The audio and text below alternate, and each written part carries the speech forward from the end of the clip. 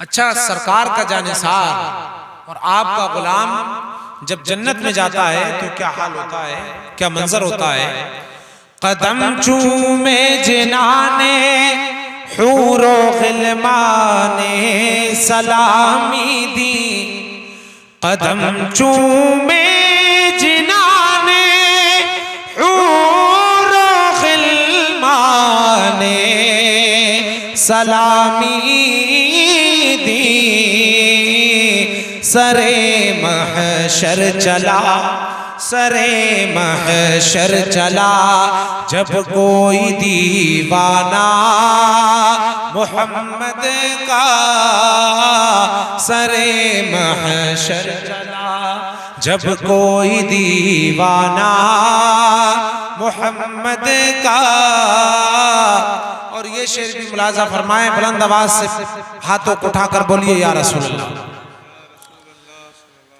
न कर तौहीन उनकी ऐ मुनाफिक, गौर से सुन ले, न कर तौहीन उनकी ऐ मुनाफिक, गौर से सुन ले, न जाएगा कभी, न जाएगा कभी जन्नत में बेगाना मोहम्मद का, न जाएगा कभी जन्नत में बेगाना मोहम्मद का। और ये शेर भी बतौर खास मुलाजा फरमाए, यहाँ जिब्रील भी होते हैं हाजिर बाअदब होकर। सरकार का जो दरबार है, सरकार की जो बारगाह है, वहां पर मलाइका के सरदार जिब्रील अमीन भी अदब से हाजिर होते हैं। सुभान अल्लाह। तवज्जो है आप हज़रात की, जो लोग तवज्जो से सुन रहे हैं बुलंद आवाज से बोलिए सुभान अल्लाह। यहाँ जिब्रील भी होते हैं हाजिर बाअदब होकर, यहाँ जिब्रील भी होते हैं हाजिर बाअदब होकर। अदीमुल मिसल है, अदीमुल मिसल है दरबार शाहाना मोहम्मद का, अदीमुल मिसल है दरबार शाहाना मोहम्मद का सल्लल्लाहु तआला अलैहि वसल्लम। जफाएं सह के भी दी हैं दुआएं मेरे आका ने। सरकार का अखलाक इतना प्यारा था सुभान अल्लाह। जफाएं सह के भी दी हैं दुआएं मेरे आका ने। ताजुब खेज है, ताजुब खेज है खुल्क़े करीमाना मोहम्मद का, ताजुब खेज है खुल्क़े करीमाना मोहम्मद का। मक़ता मुलाज़ा फरमाए, बुलंद आवाज से आका को पुकारिए, बोलिए या रसूल अल्लाह। सगीरे बेनवा बख्शिश का तेरी है यही सामा, सगीरे बेनवा बख्शिश का तेरी है यही सामा, सगीरे बेनवा बख्शिश का तेरी है यही सामा। लिया कर बाअदब, लिया कर बाअदब तू नाम रोजाना, मोहम्मद का लिया कर बाअदब तू नाम रोजाना, मोहम्मद का सल्लल्लाहु तआला अलैहि व सहबिही अजमईन व बारक व सल्लम दाइमन अबदा। हज़रात, अब मैं बहुत जरूरी चीजें आपके सामने पेश करना चाहूंगा। आज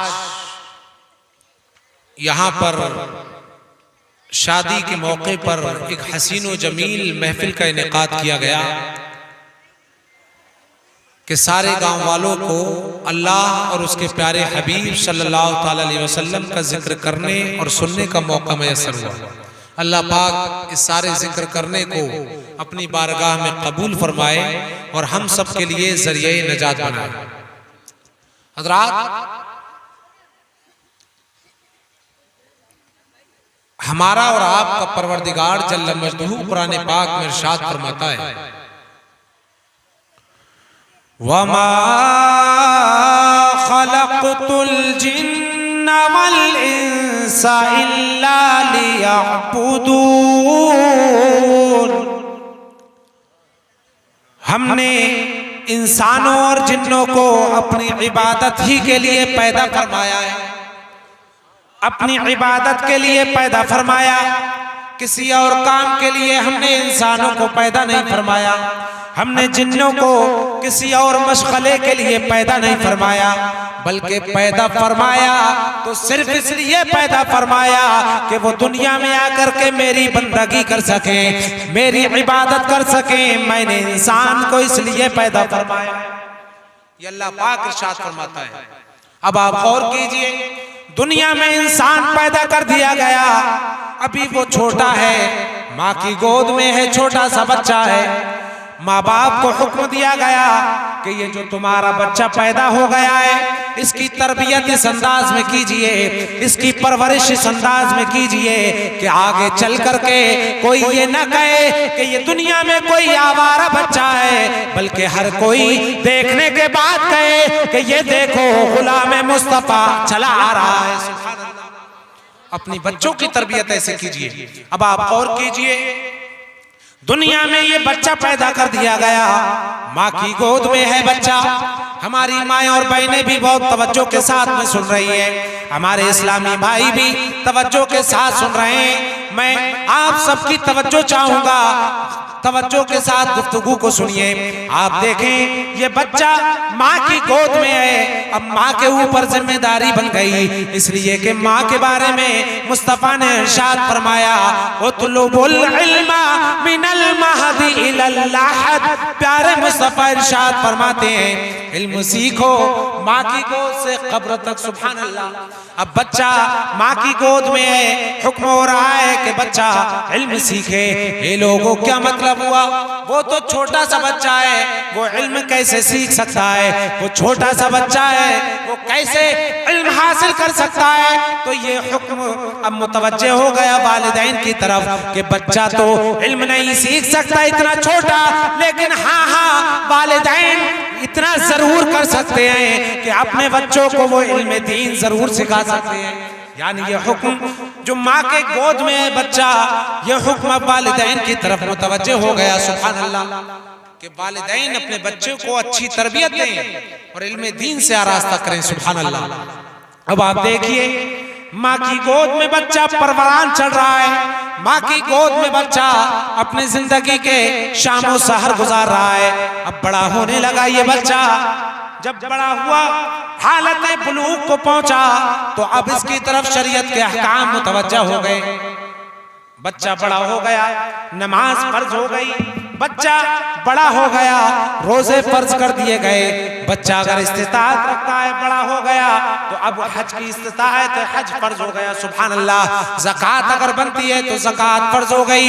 अब ये जवानी की मंजिलें तय कर रहा है। जवानी की मंजिलों में अब ये भी हो सकता है कि शैतान उसकी तरफ भी मुतवज्जे हो जाता है। शैतान हर नौजवान के पीछे लगता है, वो उसके नफसानी ख्वाहिशात को भड़काता है। अब यहाँ हर नौजवान को अपनी जवानी को बचाना है, हर नौजवान को अपना किरदार सवार करके रहना है। सुभान अल्लाह। अब जब अपना किरदार नौजवान सवारेगा तो अब उसको ये बात याद रखना है कि बेशक इंसान का दुश्मन शैतान है, इंसान का शैतान खुला हुआ दुश्मन है। अब जो भी उसके जहन में गुनाह की बात आएगी यकीनन वो शैतान की तरफ से होगी। जब जहन में और दिल में गुनाह का वसवसा पैदा हो समझ लेना कि शैतान की चाल है। उस वक्त में हर नौजवान को अपने ऊपर कंट्रोल करना होगा, हर नौजवान को अपने अखलाक को संवारना होगा। जब इस तौर पर वो अपनी जिंदगी को गुजारेगा, अब देखिए जिंदगी कैसे गुजारनी चाहिए। प्यारे आका ने इरशाद फरमाया, इरशाद फरमाते हैं मुस्तफा, कुन फिद दुनिया कान्नका गरीब औ काबिर सबील। मुस्तफा इरशाद फरमाते हैं कि दुनिया में अपनी जिंदगी ऐसे गुजारिए जैसा कि रास्ता पार करने वाला रास्ते को पार करता है। दुनिया में अपनी जिंदगी ऐसे गुजारिए जैसा कि मुसाफिर अपनी जिंदगी को गुजारता है। क्या मतलब कि मुसाफिर कौन होता है? हे लोगों, मुसाफिर वो होता है जो अपने वतन से काम काज करने के लिए, बिजनेस करने के लिए घर से निकल गया। अब वो हालत सफर में है, अब वहां जाकर के वो बैंक बैलेंस जमा नहीं करता, अपने लिए वहां के लिए वो कोई कोठी नहीं खरीदता, वहां के लिए वो गाड़ी नहीं खरीदता, वहां के लिए वो बंगला नहीं खरीदता। क्यों? इसलिए कि उसे मालूम है कि मुझे अपने वतन असली लौट करके जाना है, मुझे अपने घर वापस पहुंचना है। इसलिए वहां जाकर के वो अपने लिए जमीनों जायदाद इकट्ठी नहीं करता है। मतलब ये हुआ, प्यारे मुस्तफा फरमाते हैं तुम दुनिया में मुसाफिर की तरह जिंदगी गुजारो।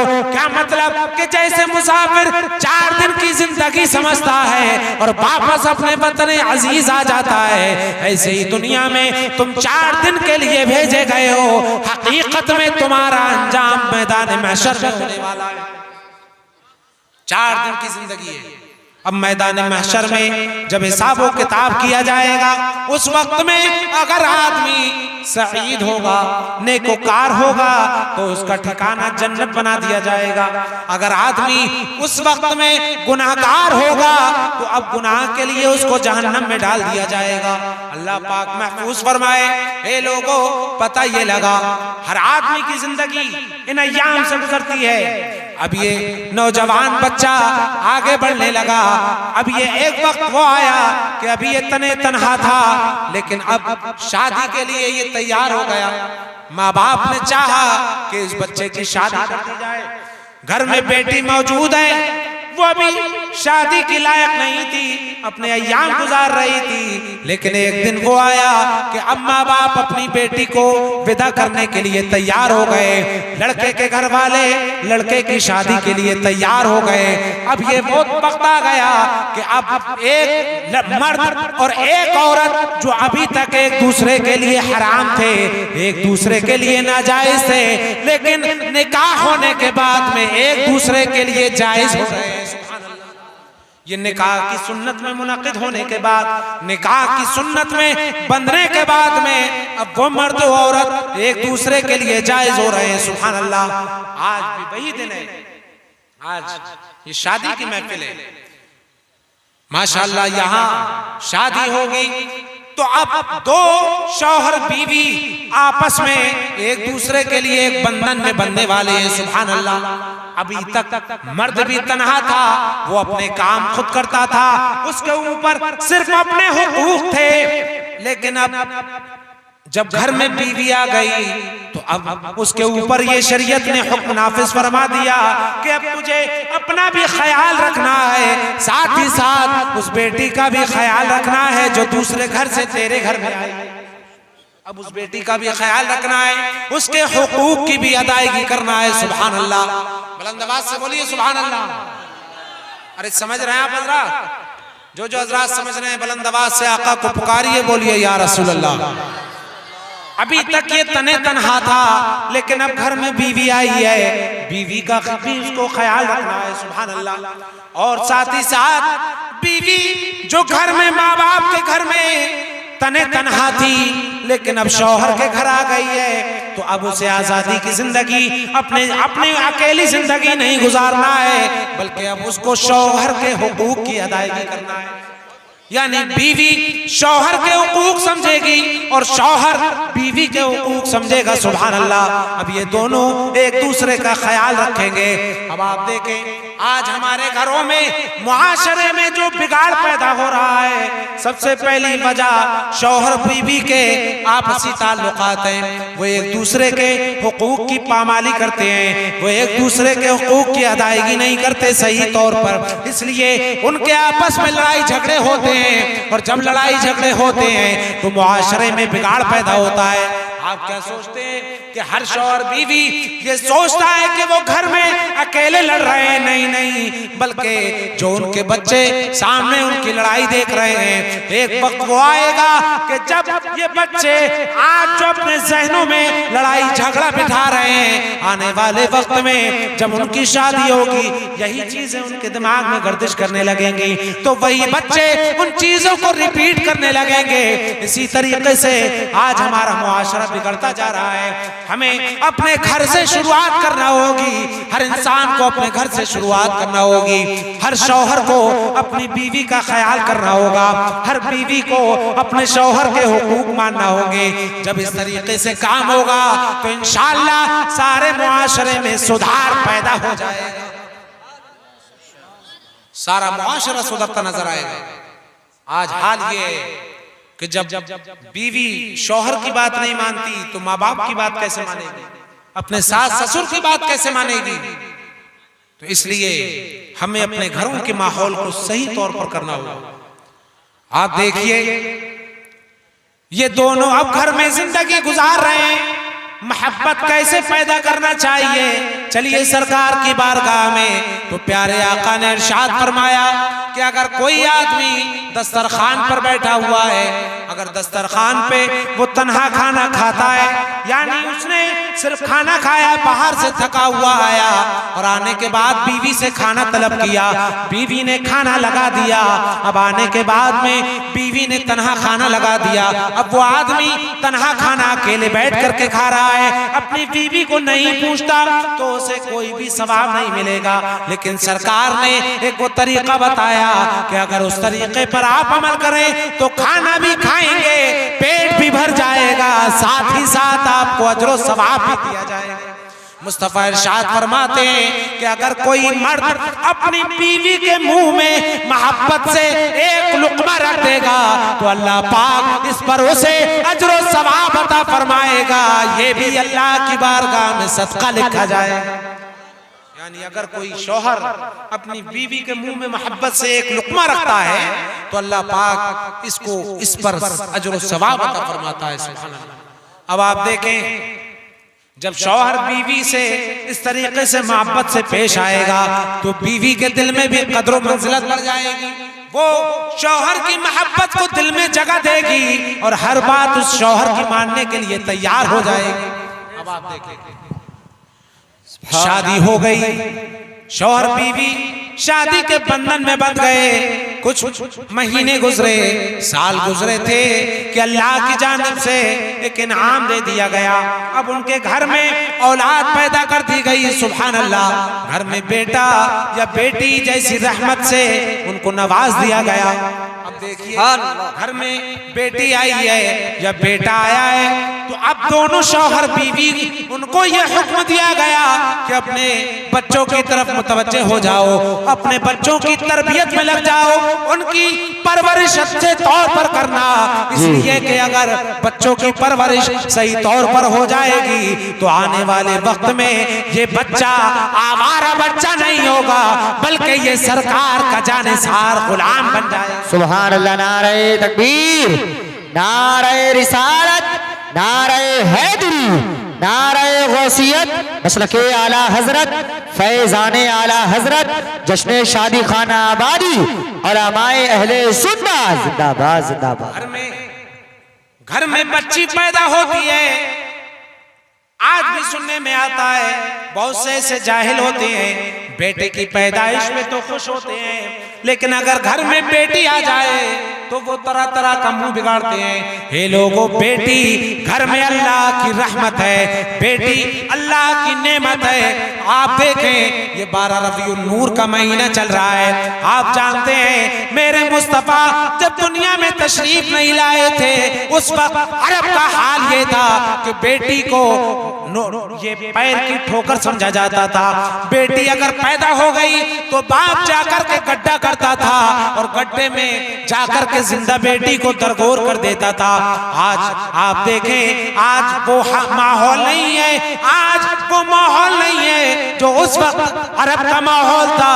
बेटी की कोई कद्र नहीं होती थी, लेकिन प्यारे मुस्तफा मुहसिने कायनात, सारी कायनात के सरदार मुस्तफा दुनिया में तशरीफ लाए हैं, तो मुस्तफा ने बेटी को कदमों से उठा करके सर का ताज बना दिया। सुभान अल्लाह, सुभान अल्लाह, माशाअल्लाह। मुस्तफा ने इतनी इज्जत अता कर दी बेटी को मुआशरे के अंदर। सुभान अल्लाह, सुभान अल्लाह। समझ रहे हैं? बुलंद आवाज से बोलिए सुभान अल्लाह, सुभान अल्लाह। अब आप देखें, वो बेटी, वो बच्ची जो कभी जिंदा दरगोर की जाती थी, आज आप देखें मुस्तफा दुनिया में तशरीफ लाए तो आज मुस्तफा ने कितनी इज्जत अता फरमाई है बेटी को। आप गौर तो कीजिए, अगर बेटी घर में हो तो रहमत है, अगर घर में हो तो अल्लाह की रहमत है। सुभान अल्लाह। और कैसी रहमत, प्यारे मुस्तफा इरशाद फरमाते हैं, जिसके घर में 2 बेटियां हैं और उसने उन बेटियों की अच्छे से परवरिश की, अच्छे से तरबियत की, उनको इल्मे दीन दे दिया और उसके बाद में उनका निकाह कर दिया और उनकी शादी कर दी और उनकी तरबियत अच्छे तौर पर की। प्यारे मुस्तफा इरशाद फरमाते हैं कि अल्लाह पाक उस बाप को और उस माँ को जन्नत अता फरमाएगा। सुभान अल्लाह, सुभान अल्लाह, सुभान अल्लाह। आप गौर कीजिए, छोटी सी बच्ची है, उसकी तरबियत करना है तो वो बच्ची जन्नत में जाने का सबब बन रही है। सुभान अल्लाह, सुभान अल्लाह। अब ये घर से जब विदा कर दी गई, किसी की बीवी बन गई, तो अब मुस्तफा ने वो इज्जत अता फरमाई है कि अगर वालिदैन के घर में थी तो वहां की लाडली थी, अब जब ससुराल में पहुंच गई है तो वहां जाकर के घर की मालिकन बन गई है, आधे घर की मालिक बन गई है, वरासत में हिस्से की हकदार बन गई है। सुभान अल्लाह। अपने घर में तो माँ बाप की लाडली है, ससुराल में पहुंची तो ससुर और बीवी की लाडली और खुद शौहर की लाडली बन रही है। सुभान अल्लाह। और अगर उसकी आप खैर ख्वाही करते रहे, उसकी आप अच्छे से उसकी देखभाल करते रहे तो इस पर भी आपको अजर व सवाब मिल रहा है। बेशक, सुभान अल्लाह। बेटी वही है जो घर में रहमत थी, बेटी वही है जो घर में बहू बन गई। सुभान अल्लाह। वहां भी सवाब कि जन्नत में जाने के माँ बाप हकदार हैं। अब यहाँ जब शौहर के घर में आ गई तो शौहर को जन्नत में जाने का सबब बना रही है। आप देखिए, अब यही बेटी जो बहू बन गई, बहू बनने के बाद एक स्टेज वो आई कि ये बूढ़ी हो गई। जब ये बूढ़ी हुई तो इसके बच्चे इसके घर में थे।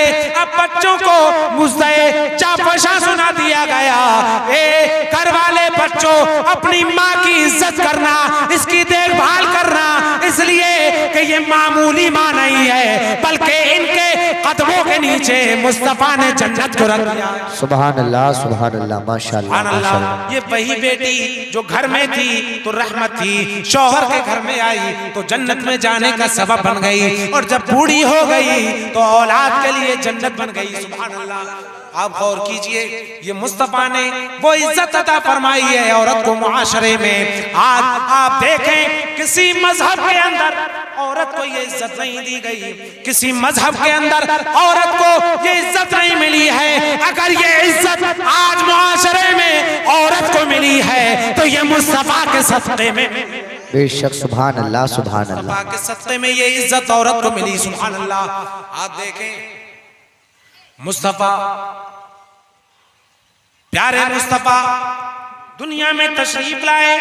आज लोग कहते हैं, आज नारा लगाते हैं, बेटी पढ़ाओ बेटी बचाओ, बेटी बचाओ बेटी पढ़ाओ। आज ये नारा लग रहा है। लेकिन चलिए 1450 साल पहले मक्के की सरजमीन पर चलिए, जब मुस्तफा ने बेटी की इज्जत आबरू को बचाया और बचाने के बाद एक मुआशरा वो आया कि सहाबियात पैदा होने लगी, सहाबियात पैदा हुई, वो सहाबियात जो मुस्तफा पर ईमान लाई और ईमान लाने के बाद मुस्तफा के कदमों पे अपनी जानों को कुर्बान कर दिया।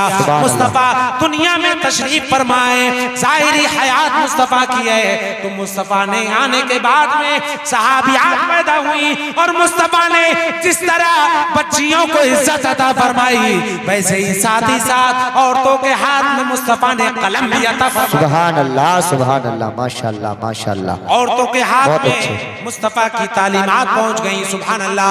और वो तालीमात कैसे पहुंची जी, ये भी देखिए। वो तालीमात औरतों के अंदर, इस्लाम की तालीमात औरतों में कैसे पहुंची, आप ये भी देखिए। मुस्तफा चाहते तो एक शादी कर सकते थे सिर्फ जी, 2 कर लेते, 3 कर लेते, 4 कर लेते, 5 कर लेते, 6, 7, 8, मुस्तफा ने 11 शादियां फरमाई, सुभान अल्लाह, सुभान अल्लाह। इसलिए कि जब इसमें बहुत सारी हिकमतें हैं, कसरतें शादी में मुस्तफा की, सुभान अल्लाह। लेकिन उनमें, उन्हीं हिकमतों में एक हिकमत यह है कि मुस्तफा ने ज्यादा शादियां इसलिए फरमाई ताकि ये जो औरतें हैं मक्के और मदीने के अंदर, ये जो औरतें हैं, इन तक इनके औरतों वाले मसाइल और इल्म दीन कैसे पहुंचाया जाए, तो मुस्तफा अपनी बीवियों को मसाइल बताते। और वो अज़वाजे मुतहरात, अब वो अज़वाजे मुतहरात सरकार की बीवियां अब औरतों के अंदर, सहाबियात के अंदर उस इल्म मुस्तफा को मुंतकिल करने लगते। सुभान अल्लाह, माशाअल्लाह माशाअल्लाह। इस्लामी तालीमात को जी वो मुंतकिल करती हुई औरतों के अंदर पेश करती थी। जी, बुलंद आवाज से बोलिए या रसूल अल्लाह, या रसूल अल्लाह, और जिंदा दिली से बोलिए सुभान अल्लाह, सुभान अल्लाह। आप गौर कीजिए, मुस्तफा हर चीज अता फरमाने वाले हैं। मुस्तफा ने औरतों को मुआशरे के अंदर इज्जत अता फरमाई, जी। अब आप देखें, प्यारे मुस्तफा दुनिया में तशरीफ लाए, आपकी वजह से कायनात को अल्लाह पाक ने वजूद अता फरमाया। और जब कायनात बना दी गई, इंसान पैदा कर दिए गए, तो अल्लाह पाक ने इरशाद फरमाया, वमा खलक़तुल जिन्ना वल इंसा इल्ला लियअबुदून। सुभान अल्लाह, इंसानों को और जिन्नों को अपनी इबादत ही के लिए पैदा फरमाया, माशाअल्लाह, अपनी इबादत ही के लिए पैदा फरमाया। अब मैं आपसे सवाल करता हूँ, आप ये बताइए सुन्नी भाइयों और हमारी माएँ और बहनें, ये गौर करें कि जब इंसान को इबादत ही के लिए पैदा किया गया, तो क्या इंसान हर वक्त अल्लाह की इबादत कर रहा है? किसी और मकसद के लिए पैदा नहीं फरमाया, बल्कि फरमाया इबादत ही के लिए पैदा फरमाया है। तो आप देखें, आप में हर एक ये जवाब दे रहा है कि हर वक्त इंसान अल्लाह की इबादत नहीं कर रहा है, हर एक का यही जवाब मिल रहा है। लेकिन आप तवज्जो करें तो आप गौर करें तो यहाँ इस आयत में अल्लाह ने फरमाया कि इबादत ही के लिए पैदा फरमाया। तो क्या इंसान हर वक्त इबादत कर रहा है? तो नहीं नहीं, हर वक्त इबादत नहीं कर रहा है। तो अल्लाह पाक दूसरी आयत में इरशाद फरमाता है, ला युकल्लिफुल्लाहु नफ्सन इल्ला वुसअहा। सुभान अल्लाह, सुभान अल्लाह। इंसान को इबादत ही के लिए पैदा फरमाया, लेकिन फरमाता है कि हम हर जान पर उतना ही बोझ डालते हैं जितना वो बर्दाश्त कर सके। बेशक बेशक। फरमाता है हमने हर जान पर उतना ही बोझ डालते हैं जितना कि वो बर्दाश्त कर सके। और फरमाया दूसरी जगह कि इबादत ही के लिए पैदा फरमाया। तो पता ये लगा कि इंसान के अंदर अल्लाह ने वो ताकत रखी है, उसे वो कुदरत दी है कि अगर चाहे तो हर वक्त अल्लाह की इबादत कर सकता है। बेशक बेशक, हर वक्त इबादत कर सकता है इंसान। क्यों? इसलिए कि ये अल्लाह का फरमान है, ये किसका फरमान है? अल्लाह का। ये अल्लाह का फरमान है। और ये अल्लाह पाक ने कुरान पाक में इरशाद फरमाया है, कौले मोहम्मद कौले खुदा फरमान न बदला जाएगा। सुभान अल्लाह, सुभान है अल्लाह। कौले मोहम्मद कौले खुदा फरमान न बदला जाएगा। बदलेगा जमाना लाख मगर कुरान न बदला जाएगा। ये अल्लाह पाक ने जब हुक्म फरमाया कि हर वक्त इंसान अल्लाह की इबादत कर सकता है, तो अब आपका सवाल ये होगा कि वो तरीका कौन सा है कि जिससे हम हर वक्त अल्लाह की इबादत कर सकें। जी। तो आइए सरकार की बारगाह में चलते हैं। सरकार की बारगाह में चलते हैं तो प्यारे मुस्तफा इरशाद फरमाते हैं, हे मेरे जानिसारो, तुम दुनिया में जो काम करते हो, तुम दुनिया में जो अपने काम अंजाम देते हो, दुनिया में तुम तिजारत करते हो, दुनिया में तुम तिजारत बिजनेस करते हो, या जो भी तुम काम करते हो, अगर तुम बगैर अच्छी नियत के करोगे तो उस पर सवाब नहीं मिलेगा। और अगर अच्छी नियत से करोगे, इन्नमल अअमालु बिन्नियात, अगर वही काम अच्छी नियतों से कर लोगे तो हर काम पर तुम्हें सवाब अता कर दिया जाएगा। सुभान अल्लाह, सुभान अल्लाह, माशाअल्लाह, माशाअल्लाह। काम पर सवाब मिलेगा। अब देखिए, आप अपना अंदाजा कीजिए कि आपकी जिंदगी कैसे गुजर रही है। जी। आपने ये आसानी से जवाब दे दिया कि हमारी जिंदगी इबादत में नहीं गुजर रही है, लेकिन कभी ये गौर किया कि अगर आप चाहें तो आपके 24 घंटे इबादत में गुजर जाएंगे। सच्ची बात। अगर 24 घंटे गुजरेंगे तो आपका हफ्ता भर भी इबादत में गुजर सकता है। इसी तरीके से महीना, साल और आपकी पूरी जिंदगी इबादत में गुजर सकती है। क्या है वो तरीका? आप देखिए, आप सुबह में उठे, आप अपने 24 घंटे का रूटीन देखिए। आप सुबह में उठते हैं तो सुबह में उठने के बाद आप अपने दिन की इब्तिदा कुरान पाक की तिलावत से कीजिए। सुभान अल्लाह, सुभान अल्लाह। सरकार के मुकद्दस कलाम को खोलिए और उससे अपने दिन की इब्तिदा करिए। चाहे आप एक सफा ही क्यों ना पढ़ सके, एक रुकू ही क्यों ना पढ़ सके, या एक रुकू तो ज्यादा हो गया, अगर 3 आयतें ही पढ़ें तो 3 आयतें पढ़िए और आप कुरान पाक की तिलावत करते रहिए। इस तरीके से अपनी जिंदगी को गुजारिए तो इंशाअल्लाह आपके दिन की इब्तिदा कुरान पाक की तिलावत से होगी। सुभान अल्लाह। आपका नारा पूरा दिन लगाने। बरकत में। नारे तकबीर, नारे रिसालत, नारे हैदरी। हजरत अल्लामा मौलाना सगीर अहमद साहब किबला जो खटपुरी मनाज रहे अहले सुन्नत। नारे तकबीर, नारे रिसालत। हजरत अल्लामा मौलाना सगीर अहमद साहब किबला जो खटपुरी। नारे तकबीर, नारे रिसालत।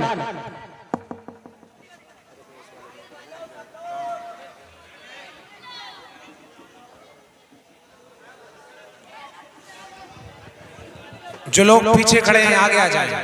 आप लोग आगे, कुर्सियां मौजूद हैं, सब लोग तरतीब के साथ बैठें।